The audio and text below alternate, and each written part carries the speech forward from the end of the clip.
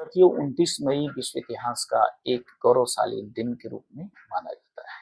इस दिन वर्ष 1953 ईस्वी को दुनिया की सबसे ऊंची चोटी यानी कि माउंट एवरेस्ट पर पहली बार किसी मानव ने सफलता प्राप्त की थी। यह ऐतिहासिक कार्य एडमंड हिलेरी तथा तेनजिंग नार्गे ने मिलकर किया था। दोनों पर्वतारोहियों ने कठिन मौसम, ऑक्सीजन की भारी कमी, बर्फीले तूफानों के बीच अनेक चुनौतियों का सामना करते हुए सुबह 11:30 बजे एवरेस्ट की चोटी पर पहुंचे और ऐसा करने वाले वे दुनिया के पहले व्यक्ति बने। नेपाल में 29 मई को इंटरनेशनल एवरेस्ट डे के रूप में मनाया जाता है। 29 मई 1953 की सुबह न्यूजीलैंड के एडमंड हिलेरी और नेपाल के शेरपा तेनजिंग नार्गे माउंट एवरेस्ट के शिखर पर से कुछ ही फीट की दूरी पर थे। हवाएं बर्फीली थी और ऑक्सीजन की भारी कमी थी।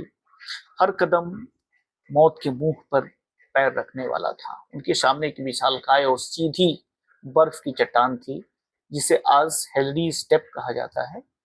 वहां एक गलत कदम और फिर हजारों फीट खाई में समा सकते थे, लेकिन दोनों एक ही रस्सी से बंधे थे। वह रस्सी उनके शरीर की नहीं बल्कि उनके अटूट विश्वास की रस्सी थी।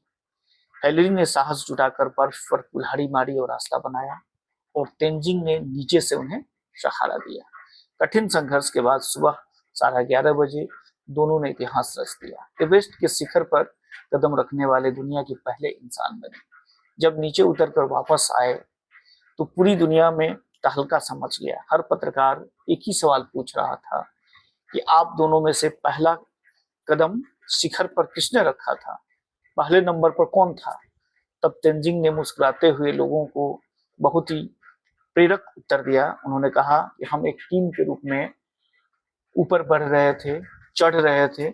जब आप एवरेस्ट पर होते हैं तो यह मायने नहीं रखता कि पहला कदम किसका था।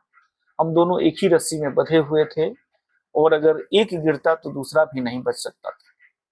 हम दोनों ने एक साथ शिखर पर पहुंचे।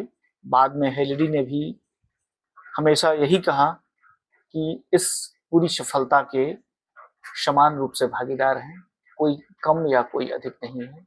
बहुत बहुत धन्यवाद।